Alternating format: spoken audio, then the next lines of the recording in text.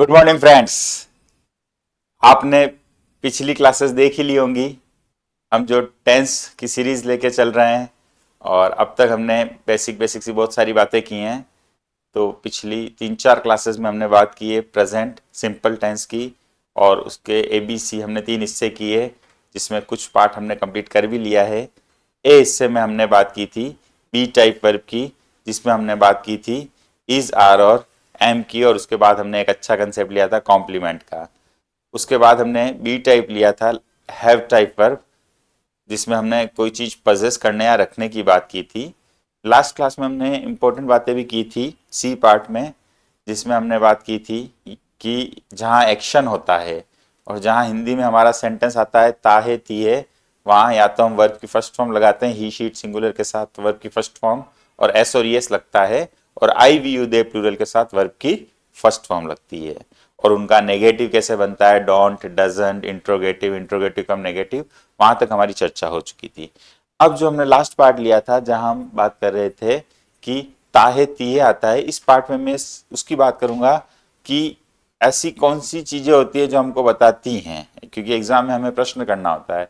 अब चाहे हमें लैंग्वेज लिखनी हो, चाहे फिलिंग द ब्लैंक का प्रश्न हो हमारा, चाहे मल्टीपल चॉइस का क्वेश्चन हो, किसी भी तरीके से क्वेश्चन आता है, तो प्रेजेंट इंडेफिनेट को कौन सी चीजें सपोर्ट करती है कि हम वर्ब की फर्स्ट फॉर्म लगाना चाहें या सेकंड फॉर्म तो हम पास्ट में लगाएंगे, फर्स्ट फॉर्म के साथ एस और एस लगाना चाहें। तो मैं जो बात कर रहा था उसी को आगे करता हूं और फिर नेक्स्ट क्लास में हम सीखेंगे प्रेजेंट कंटिन्यूस। तो अभी हमारा प्रेजेंट सिंपल की ही बात चल रही है कि प्रेजेंट सिंपल जो हम ले रहे थे, हमने लिया था, थोड़ा रिकॉल भी हो जाएगा, ए, जिसमें हमने बी टाइप वर्ब की बात की थी। और अगर वो लेक्चर आपने नहीं देखे तो क्लासेस मौजूद हैं, आप उसको देख लीजिए। बी पार्ट में मैंने बात की थी हैव टाइप वर्ब की, और सी टाइप जिसे मैंने बोला कि वो याद रखना चाहो तो आप नाम दे सकते हो स्पेसिफिक इंडेफिनेट। ठीक है, ऊपर तो हमने प्रेजेंट सिंपल इंडेफिनेट लिया ही है और यहां तक हमने बात की। अच्छा, स्पेसिफिक इंडेफिनेट जो लास्ट क्लास में बात की थी, इसी के अंतर्गत मैंने बात की थी वर्ब की फर्स्ट फॉर्म या वर्ब की फर्स्ट फॉर्म प्लस एस या ईएस, यहां तक की बात आपने की थी। अब जो हम नेक्स्ट बात करने जा रहे हैं वो ये बात करने जा रहे हैं, सारा स्ट्रक्चर हमने लास्ट क्लास में देख लिया था। इस बार हम देखना चाह रहे हैं when to use, where to use, कि भाई प्रेजेंट इंडेफिनेट का जो सी पार्ट है, ताहे तीहे, सबसे इंपॉर्टेंट पार्ट है ग्रामर के हिसाब से, राइटिंग के हिसाब से, स्पोकन के हिसाब से और हर नजर से। इसका प्रयोग हम कहाँ करते हैं, तो बहुत सारे रूल्स होते हैं, पर हमें वो रूल्स याद रखने होते हैं जो बहुत ज़्यादा इंपॉर्टेंट होते हैं और जो हर जगह काम आते हैं। कई बार हम किसी भी चैप्टर में, मतलब कॉपी में नोट्स बनाने की गरज में रूल्स ही रूल्स लिखे जाते हैं, तो भाई 10-12 रूल्स लिख दिए और याद हमें 2-3 भी नहीं है। इसकी बजाय ये होना चाहिए कि जो बहुत महत्वपूर्ण है, जो सीखे जाने चाहिए, जो 80-90% हमारे काम के होते हैं, सबसे पहले वो रूल हमको क्लियर होने चाहिए। और फिर जब वो रूल क्लियर होते हैं तो उन्हीं के इर्द गिर्द हम बचे हुए रूल अपने आप अपनी अंडरस्टैंडिंग के हिसाब से बना लेते हैं। चलिए फिलहाल मैं लेता हूं आगे का कंसेप्ट जो आज की क्लास को करेगा। ठीक है, चलो। तो आज की इंपॉर्टेंट बात हम कर रहे हैं when to use, where to use की बात कर रहे हैं ना? तो चलिए, व्हेन टू यूज, इसकी हम बात कर रहे हैं। तो हम देखें पहला यूज, कहां कहां हम ताहे तीहे वाले सेंटेंस का लाइफ में प्रयोग करते हैं। तो चलिए मैं लिख रहा हूं 3-4 बातें। मैंने लिखा डेली रूटीन, ये बड़ा इंपॉर्टेंट है कि भाई कहाँ इसका यूज होता है। यूज तो हम सीख लेते हैं कि डजंट लगाना है, ये लगाना है, हैबिचुअल एक्शन, पर जब हम टेंस में डिसीजन लेने जाते हैं और हमारा डिसीजन गलत हो जाता है, गलत टेंस लगा के आ जाते हैं, तब हमारा मनोबल टूटता है कि भाई हमें टेंस नहीं आता है, जबकि ऐसा होना नहीं चाहिए। तो daily routine, habitual action, universal truth,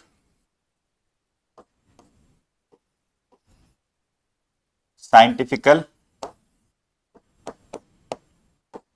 facts, तो मैंने 4 चीजें यहाँ मेंशन की है और मैं चारों का एग्जांपल लिख रहा हूं, आपके सामने है। डेली रूटीन,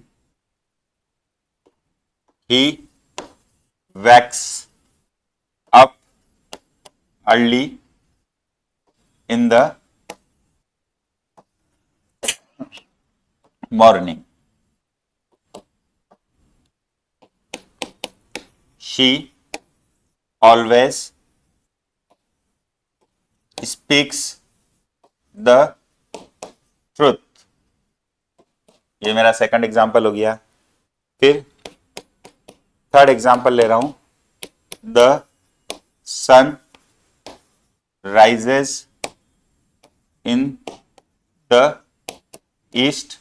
और साइंटिफिकल फैक्ट में मैं 2 एग्जांपल ले रहा हूं क्योंकि दोनों एग्जाम के हिसाब से बहुत महत्वपूर्ण होते हैं, तो यहां मैं 2 एग्जांपल का जिक्र करूंगा। तो पहला एग्जांपल मेरा है wood floats on water and second example is water boils at 100 degree. चलिए, तो हम बात कर रहे हैं कि फर्स्ट फॉर्म एस और एस वाले जो सेंटेंस है, ताहे तिये वाले प्रेजेंट सिंपल का जो स्पेसिफिक इंडेफिनेट पार्ट है, या मोटा मोटी प्रेजेंट सिंपल या प्रेजेंट इंडेफिनेट भी बोल जाते हैं, उसका प्रयोग कहां कहां होता है, पूरे सेशन में इसी बात के ऊपर चर्चा है।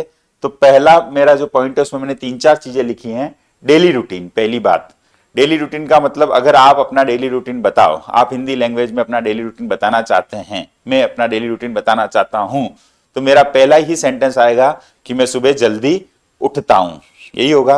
आप पूरा डेली रूटीन बताएंगे तो आप बोलेंगे आप स्कूल जाते हैं, पढ़ाई करते हैं, कोई कॉलेज जाता है तो बोलेगा मैं कॉलेज जाता हूँ, 10 बजे यहाँ जाता हूँ, लाइब्रेरी जाता हूँ, 1 बजे लंच लेता हूँ, नाश्ता लेता हूँ, जो भी है ना। तो पूरा सुबह से शाम तक का शेड्यूल जब आप करेंगे तो ऑटोमेटिकली हिंदी में आपके सेंटेंस में आ जाएगा ता है ती है। तो जब ता है ती आ जाएगा तो उसी का तो हमको प्रेजेंट इंडेफिनेट लेना होता है।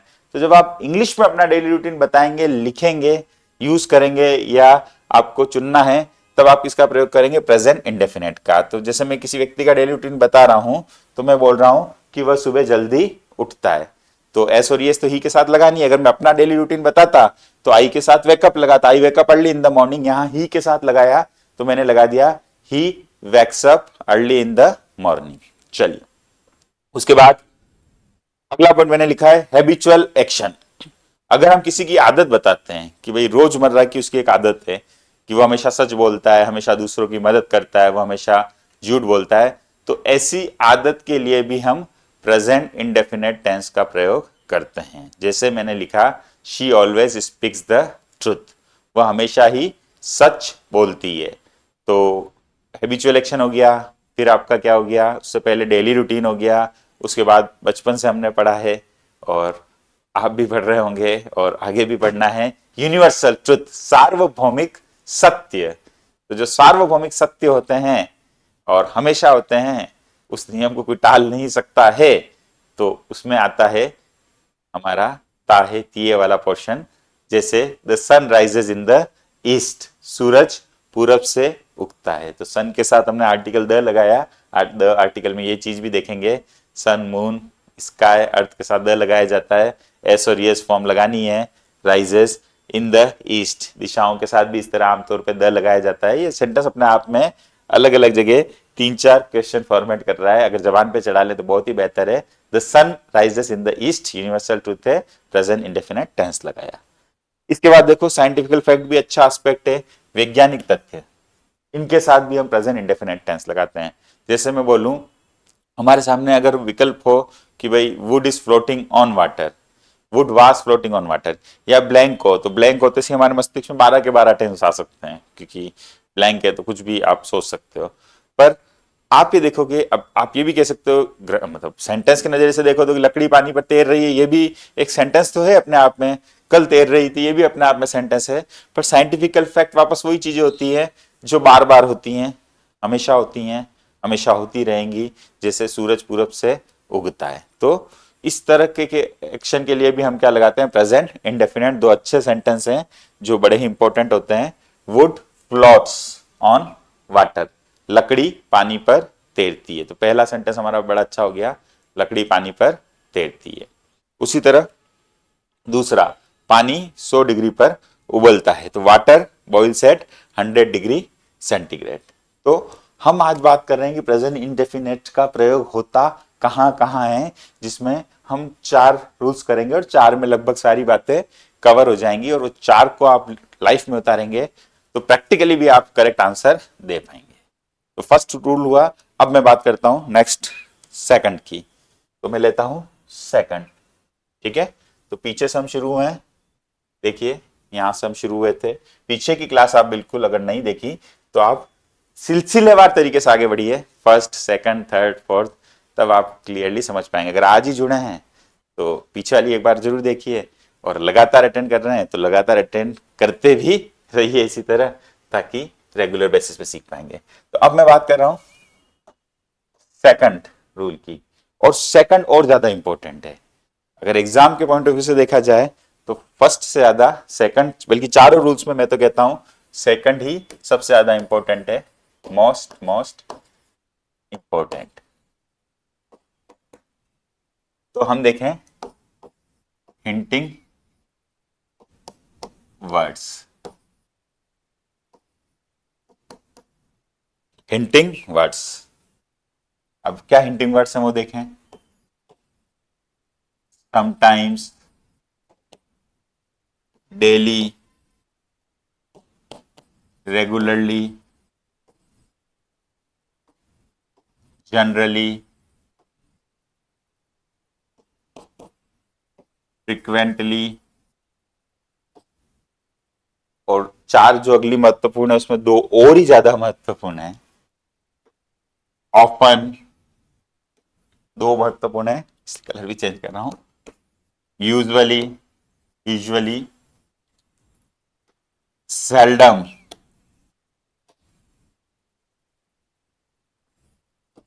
रेयरली,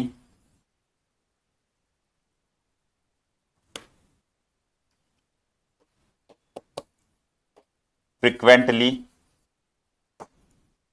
और एवर और नेवर को भी हम लिखें, पर इसको थोड़ा सा हम बॉक्स में लिखें इस तरीके से। तो प्रेजेंट इंडेफिनेट का प्रयोग कहां कहां होता है, ताहे तिये का प्रयोग कहां कहां होता है। पहला बिल्कुल जबान पे चढ़ा लीजिए, daily routine, habitual action, universal truth and scientifical facts. अब सेकंड, हिंटिंग वर्ड्स। देखिए हर एक टेंस के कुछ ना कुछ हिंटिंग वर्ड्स होते हैं जो हमको इशारा कर देते हैं एग्जाम में कि भाई ये सेंटेंस में ये हिंटिंग वर्ड आ रहा है तो हमें ये वाला टेंस लगाना है। तो हर एक टेंस के कुछ ना कुछ ऐसे होते हैं कंटेंट जो हमको पकड़ने होते हैं, और जब हम पूरा 12 के 12 टेंस पढ़ लेंगे तो यहीं पर एक सेशन लूंगा जिसमें मैं 12 के 12 टेंस की तुलना करूंगा, और हम चार्ट भी बनाएंगे कि भाई 12 के 12 टेंस में कौन सा क्वेश्चन बनता है हिंटिंग वर्ड से। तो वो पूरा 12 होने के बाद बनाएंगे कि एक प्रेजेंट का चार्ट बना देंगे प्रेजेंट से, ताकि आपको एकदम क्लियर रहे जब आप एग्जाम टाइम पे जाएं तो 2-3 मिनट में रिवीजन कर पाएंगे प्रेजेंट कंटिन्यूअस का क्वेश्चन क्या बनता है, परफेक्ट का क्या बनता है, पास्ट कंटिन्यूअस का क्या बनता है, तो वो भी हम देखेंगे। तो हिंटिंग वर्ड्स का मतलब जो संकेत करते हैं, इशारा करते हैं, और हर टेंस में ऐसा ऐसा कुछ ना कुछ हिंटिंग वर्ड होता है जो शब्द भी हमको इशारा कर देता है, और अर्थ तो करता ही है इशारा, जो हम अर्थ देना चाहते हैं उसी रेफरेंस में हम बात करेंगे। फिलहाल समटाइम्स, कभी कभी। अब पुराने जमाने का एक गाना है और उसमें भी ताहे ती आता है कि कभी कभी मेरे दिल में ख्याल आता है। तो जब हम कभी कभी बोलते हैं, कभी कभी बोलते हैं, तो ऑटोमेटिकली जो हमारे मुंह से सेंटेंस निकलता है उसमें ताहे तिये आ ही जाता है। कभी कभी वह मेरे घर आता है, तो समटाइम्स आ जाए, डेली आ जाए, रोजाना आता है भाई, रेगुलरली, वह नियमित तौर पर पढ़ाई करता है, जनरली सामान्यतया आमतौर पर, फिर फ्रिक्वेंटली, चलो 2 बार हो गया, फ्रिक्वेंटली का मतलब ही होता है बार बार, तो बार बार। चलिए, तो फ्रिक्वेंटली का मतलब लगातार, हम किसी की तारीफ करते हैं वो लगातार कोई काम करता है, कभी कभी बुराई भी करते हैं तो वो लगातार झूठ बोलता है, तो आपका वर्ड हो गया फ्रिक्वेंटली। फिर 4 शब्द बड़े इंपॉर्टेंट है जिसमें 2 और ही ज्यादा इंपॉर्टेंट है। ऑफन, हमारा जो शब्द है वो क्या है, ऑफन। ऑफन का मतलब होता है प्रायः, बड़ा ही अच्छा शब्द है, क्योंकि जब प्रेजेंट इंडेफिनिट का क्वेश्चन आएगा तो जिंदगी में सबसे ज्यादा क्वेश्चन आप नोटिस करोगे, दो शब्दों के ऊपर सबसे ज्यादा आता है, ऑफन और सेल्डम। तो उसको बिल्कुल आज ही अपने माइंड में इस तरह कर दें कि वो हमारी मेमोरी में स्टेबल रहे, बिल्कुल स्टेबल रहे। तो ऑफन प्राय अक्सर, जैसे 100 में से 80-90 बार अगर मैं कोई काम करता हूं तो मैं बोल सकता हूं ऑफन। और ऑफन का ही पर्यायवाची आप ले सकते हैं यूजुअली, ऑफन। और ऑफन के विलोम के तौर पे आप ले सकते हैं सेल्डम। और सेल्डम का मतलब होता है कभी कभी ही।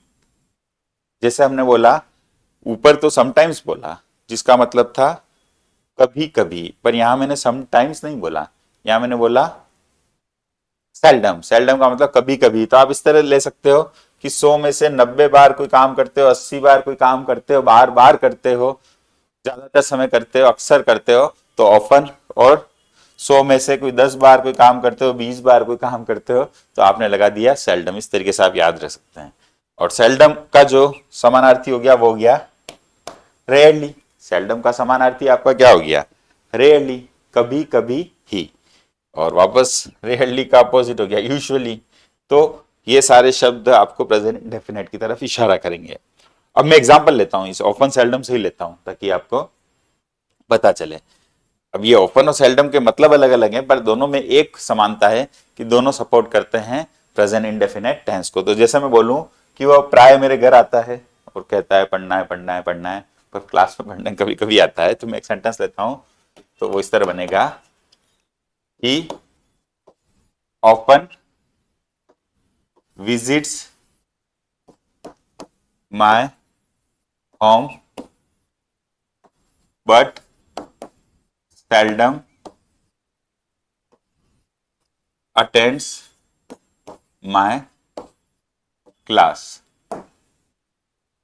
ही often visits my home but seldom attends my class. तो जैसे अगर ब्लैंक आया अपने और अपने को सेंटेंस में नजर आ गया विजिट, और अगर विजिट आ गया तो सब ख्याल आ सकते हैं। जब सारे टेंस पढ़ोगे तो आप इज विजिटिंग भी आपके दिमाग में आ सकता है, हैज विजिटेड भी आ सकता है, आपको ये भी लग सकता है कि पास्ट में चले जाएं विजिटेड।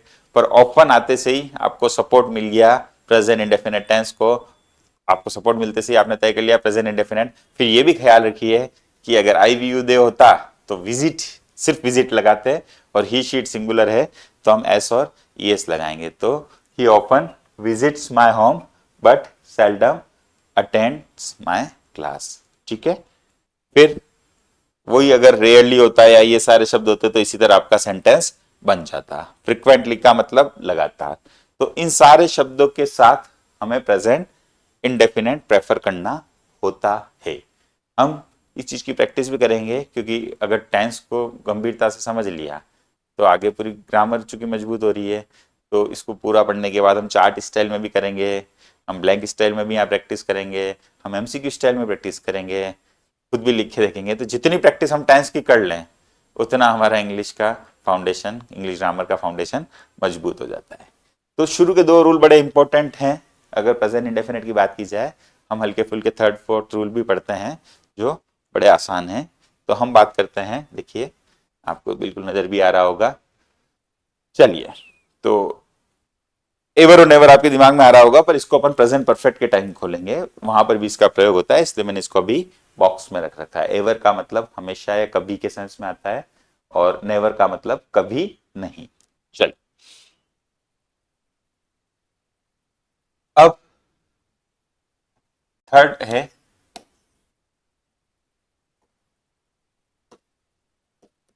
कोटेशन के साथ। थर्ड और फोर्थ बड़े आसान से हैं, छोटे छोटे से रूल हैं। एक एक क्वेश्चन इसका भी एग्जाम में बन जाता है, तो हमें पता होना चाहिए। It's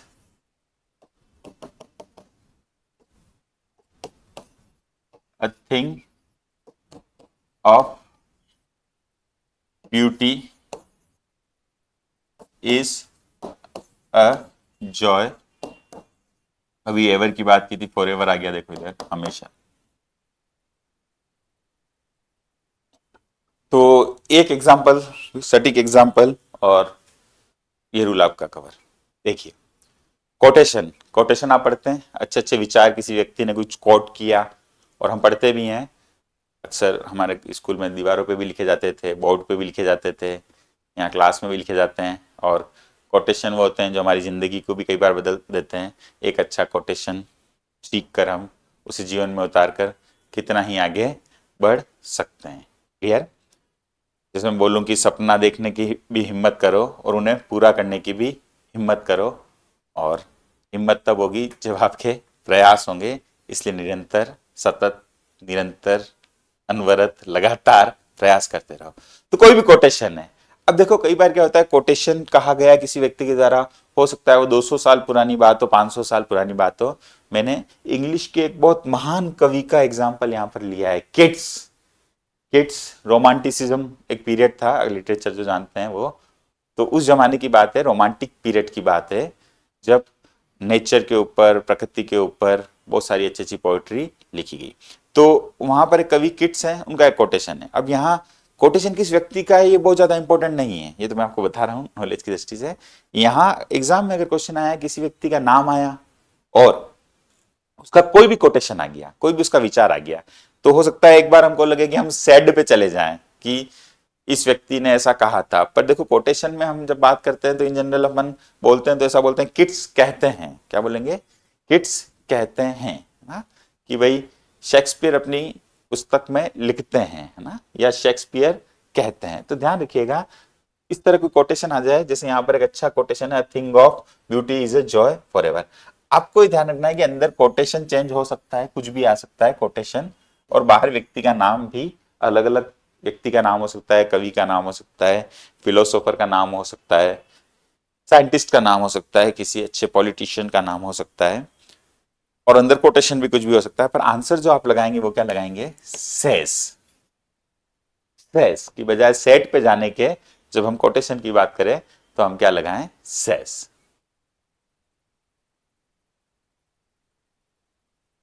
clear? चलिए अब एक लास्ट टूल लेते हैं ताकि हमारा ये काम खत्म हो। हम बात करें चौथा और अंतिम नियम कि कहां कहां प्रेजेंट इंडेफिनिट का प्रयोग होता है। तो देखिए स्टोरी टेलिंग के लिए भी हम इसका प्रयोग कर सकते हैं, और कभी कोई कमेंट्री चल रही हो उसको भी आप सुनिए, रनिंग कमेंट्री, इसके लिए भी प्रेजेंट इंडेफिनिट का प्रयोग किया जाता है। अब देखिए जहां तक स्टोरी की बात होती है तो बचपन से आप स्टोरी लिखते हो कि देयर वाज अ फॉक्स, ठीक है, स्टोरी लिखते हो तो आप पास्ट में लिखते हैं, ऐसी कोई बात नहीं है कि पास्ट में नहीं लिखते हैं। स्टोरी या तो पास्ट में हो सकती है या प्रेजेंट में हो सकती है। जब आपने लिखी तो पास्ट में लिखी, पर मुझे एक सिंपल सा एग्जांपल देना, आप कोई फिल्म की स्टोरी अगर किसी दोस्त को सुनाते हो तो कौन सा टेंस में सुनाते हो? आप आमतौर पर इसको प्रेजेंट टेंस में ही सुनाते हो। कैसे सुनाते हो? आप बोलते हो कि एक बच्चा होता है, मैं हमारे जमाने की स्टोरीज की बात कर रहा हूँ, एक बच्चा होता है और उसके पिताजी को कोई विलेन मार देता है ना, मार देता है, फिर बच्चा बड़ा होता है ना, और अपने पिताजी की मौत का बदला लेता है। तो ऐसी फिल्म की स्टोरीज होती थी। तो ऐसी कोई भी स्टोरी हो कि भाई ऐसा होता है, वैसा होता है, या हम बोलें कि एक हीरो होता है, वो काफ़ी मेहनत करता है और पढ़ लिख कर बड़ा आदमी बन जाता है और सोसाइटी के लिए काम करने का निश्चय लेता है और सोसाइटी के लिए बहुत अच्छा काम करता है। तो ता है ती है। तो मैं एक सिंपल सा एग्जांपल लेता हूँ तो आपको खबर भी हो जाएगा, है ना। जैसे कोई नाटक का भी मंचन चल रहा है तो अपन बोलते हैं कि फाइनली हीरो आता है और विलेन वहां से गायब हो जाता है उसको देख के, है ना। तो इस तरीके से एक सेंटेंस लूं, finally the hero comes and उसका जो शत्रु होता है हिज एनिमी डिसअपियर्स, गायब भी हो जाता है। भाई हीरो अपना इतना तगड़ा है, एनिमी का मतलब शत्रु, और सिंगुलर है तो एस और एस लगाया, अगर एनिमीज लिखता तो डिसअपियर लगाता। चलो तो एक सेंटेंस हमारा ये भी है, तो क्लियर कर रहा है कि जब स्टोरी टेलिंग हो, इस तरह थीम चल रही हो और आगे पीछे भी सेंटेंस देखे, अगर पूरी थीम प्रेजेंट में चल रही है तो हमको निश्चित तौर पे प्रेजेंट इंडेफिनिट ही प्रेफर करना है। चलिए लास्ट बात करें रनिंग कमेंट्री, तो अगर क्रिकेट कमेंट्री या कोई सी भी कमेंट्री आपकी चल रही है, तो जैसे हमने बोला विराट कोहली ने चौका मारा, तो जस्ट अभी अभी एक काम हुआ, जस्ट अभी अभी, है ना, तो सीधा सीधा हम उसमें लगा देते हैं विराट कोहली हिट्स बाउंड्री।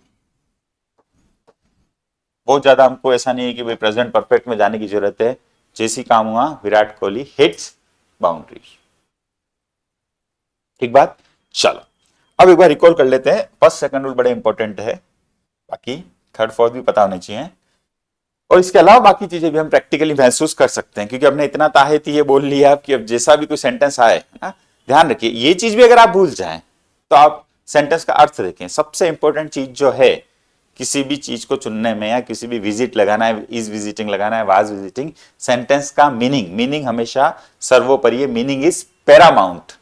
किसी सेंटेंस में ग्रामर का रूल आप लगा रहे हैं, वो इसलिए लगा रहे हैं ताकि उसको एक मीनिंगफुल रेफरेंस में समझा जा सके, तो अर्थ सबसे ज्यादा महत्वपूर्ण है। फिलहाल हमने जो बात की प्रेजेंट इंडेफिनिट कहाँ यूज होता है, तो फर्स्ट देखिए daily routine, habitual action, universal truth, scientifical fact. Example आपके सामने, कॉपी पेन लेके बैठिए और बिल्कुल आप नोट करें तो बेहतर होता है, क्योंकि उससे आपको समझ में आता है। सेकंड रूल आपने देखा हिंटिंग वर्ड्स, और ये हर टेंस में हम लेंगे, और लास्ट में एक अच्छा सा चार्ट लेंगे, 2-5 मिनट क्विक रिवीजन भी आप कर सकें, वो भी एक सेशन लेंगे। Sometimes, daily, regularly, generally, frequently, often, usually, seldom, rarely, frequently, ऐसे शब्दों के साथ प्रेजेंट इंडेफिनिट टेंस का प्रयोग किया जाता है। फिर आप अगला देखिए, कोटेशन के साथ भी हम प्रेजेंट इंडेफिनिट टेंस का प्रयोग करते हैं, और फिर स्टोरी टेलिंग, रनिंग कमेंट्री के साथ भी हम प्रेजेंट इंडेफिनिट टेंस का प्रयोग करते हैं। तो दोस्तों यहां तक हमने बात कर ली है प्रेजेंट सिंपल की। ये थोड़ा बड़ा पार्ट था, इसके कुछ हिस्से भी हमने करके पढ़ा, ABC। अब जो हम पढ़ेंगे, जैसे प्रेजेंट कंटिन्यूस पढ़ेंगे तो एक ही पार्ट है, एक ही सेशन है, present perfect, present perfect continuous. और अगर आपने प्रेजेंट को अच्छे से समझ लिया तो उसी सांचे में हमको किस पे जाना है, पास्ट, और फिर फ्यूचर थोड़ा सा छोटा ही होता है, उसको भी बड़े आराम से समझ लें तो टेंस में आप पारंगत हो जाएंगे। फिलहाल के लिए इतना ही। That's all for the moment. Thank you very much Indeed.